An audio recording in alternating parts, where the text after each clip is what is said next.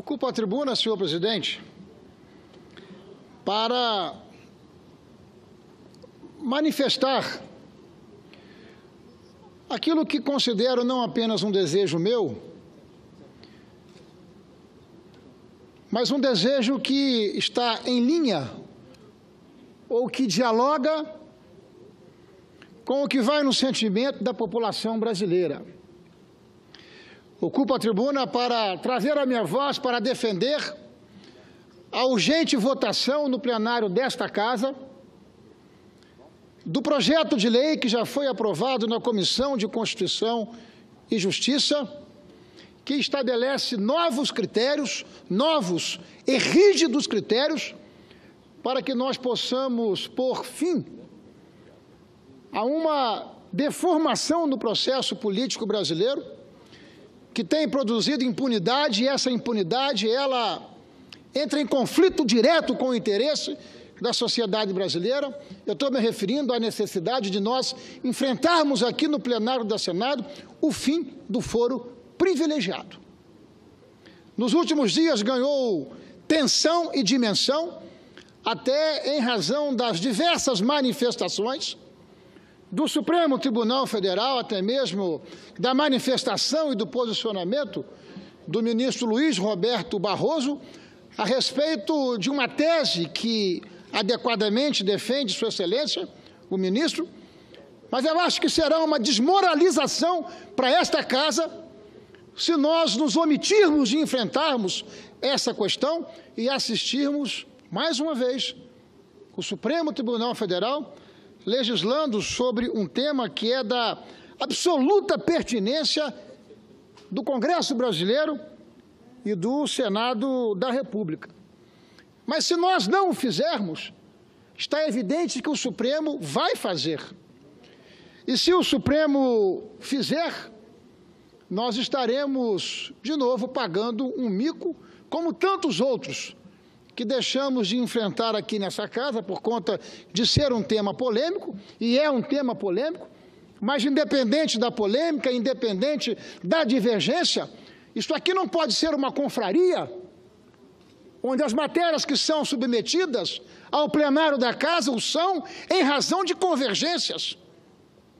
Em alguns momentos e circunstâncias, a convergência ela é possível e até necessária, mas num tema como esse não há convergência. Portanto, é necessário que a mesa diretora da Casa, que o presidente Eunício Oliveira, possa submeter ao plenário desta Casa as propostas que constam, inclusive há uma última de autoria do senador Álvaro Dias, que nós votamos na Comissão de Constituição e Justiça, que está pronta, madura, para que nós possamos aprovar no plenário do Senado Federal. Eu próprio, por óbvio, defendo o fim do foro privilegiado. Até porque o foro especial, por prerrogativa de função, mais conhecido como foro privilegiado, é um instrumento pelo qual tribunais específicos podem processar um determinado número de pessoas e julgar essas mesmas pessoas. No Brasil, o foro privilegiado já vem de muito longe e hoje se apresenta como um remédio que, graças à dosagem extrema com a qual é ministrado, há muito virou veneno, há muito enfraquece a nossa posição, a posição de representante popular, que não deve e não teme diante da sociedade brasileira. Mas como surgiu essa longa história do foro privilegiado em nosso país? Quem veio primeiro, a primeira Constituição ou o foro privilegiado? Não, as duas vieram juntas. Já na primeira Constituição do nosso país, ainda em 1824, ainda no Império, o foro privilegiado já estava lá consagrado, criando um privilégio absolutamente incompatível com esse tempo que nós estamos vivendo, até por conta daquilo que consagra a Constituição Federal, ou seja, todos somos iguais, ou deveríamos ser, diante da lei. Está no artigo 47 da nossa primeira Carta Constitucional, é atribuição exclusiva do Senado conhecer dos delitos individuais cometidos pelos membros da família imperial, ministros de Estado, conselheiros de Estado, senadores, deputados durante a legislatura. Mas, para além disso, o absurdo ainda adicional de um outro artigo da mesma Constituição, o artigo 99, que à época dotava a figura do imperador como uma figura inimputável. Diz o artigo 99, a pessoa do imperador é inviolável e sagrada, ele não está sujeito a responsabilidade alguma. Ora, se isso em algum momento, em algum tempo, fez algum sentido, está evidente que não faz sentido nos dias atuais.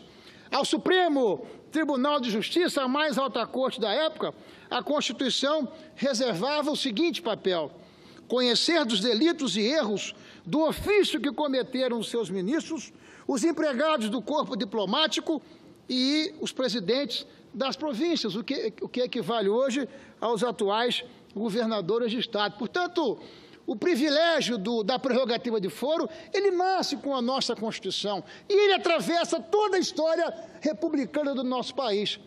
Portanto, algo que está muito próximo da naftalina, que não tem mais capacidade, que não há mais como conviver nos dias atuais. Na Constituição de 88, o instrumento atingiu o seu topo, o seu ápice, contemplando não apenas esses que vinham lá da Constituição do tempo do Império, mas ampliando e banalizando este instrumento. O resultado disso é que, atualmente, os dados e as pesquisas indicam que nós temos em nosso país, nos 3 níveis federados, no nível da República, no nível dos estados e municipais, mais de 40 mil pessoas que gozam do chamado foro privilegiado. E, portanto, isso não tem e não faz o menor sentido de continuar existindo em nosso tempo. São protegidos pelo foro especial o presidente da República, o vice-presidente, ministros, deputados estaduais, federais, senadores, comandantes das Forças Armadas, governadores, prefeitos, juízes dos tribunais superiores, juízes estaduais, federais, desembargadores, membros do Ministério Público, ou seja, isso se transformou numa verdadeira farra que precisa ser enfrentada por esta casa. Eu vou repetir, antes que o Supremo Tribunal Federal o faça. E aí, de novo, vamos pagar um mico de toda a ordem, na ausência de coragem de fazer um enfrentamento desse instrumento que já caiu de podre. Conforme o cargo que ocupa, esses brasileiros são julgados por tribunais de justiça dos estados, tribunais regionais federais, Superior Tribunal de Justiça e Supremo Tribunal Federal. Não por acaso, o foro privilegiado está diretamente associado à impunidade, pois dá tratamento especial a alguns cidadãos, fazendo com que o julgamento deles se atrase e, no tempo, não se efetive. O artigo 5º da Constituição estabelece que todos os cidadãos são iguais perante a lei, mas o foro privilegiado é uma exceção imoral, é uma excrescência que acabou virando regra e não exceção em nosso país. Na República, a lei nos iguala, ou deveria nos igualar, pelo menos assim deveria ser. Estamos aqui a avaliar um instrumento que nega a igualdade e exalta a impunidade. Para nós, parlamentares, que prerrogativas deveríamos ter para exercer nossa missão com plena liberdade? Só as que garantem a nossa manifestação e liberdade de palavra e de convicção. Nós não deveríamos precisar de qualquer outra imunidade que não a liberdade de expressão, mas não é isso que acontece. O que nós estamos vendo é uma imunidade do limite que já se transformou, tá certo, numa excrescência e numa ferramenta imoral na política brasileira. Para os crimes comuns não há qualquer sentido de proteção do foro privilegiado. O bom senso, A experiência internacional e o histórico desse instrumento recomendam a sua revisão imediata. E é esse compromisso e essa responsabilidade que o Senado da República precisa enfrentar, sendo o Senado a mais antiga instituição do nosso país. E falemos aqui em bom português, senhor presidente, senhoras e senhoras senadoras, o foro privilegiado serviu e serve até hoje de biombo para ocultar delitos praticados por uma minoria como escudo para retardar ou anular punições, ou mesmo prescrever essas punições. É isso que nós estamos assistindo no dia a dia. Hoje, há 84 inquéritos envolvendo 53 deputados e senadores e que se tornaram ações penais no Supremo Tribunal Federal. Ações que, em média, duram de 7 a 9 anos para o seu desfecho. Desse total de processos, 22 tramitam, pasmem, há mais de 10 anos nas instâncias, não é, do Supremo Tribunal Federal.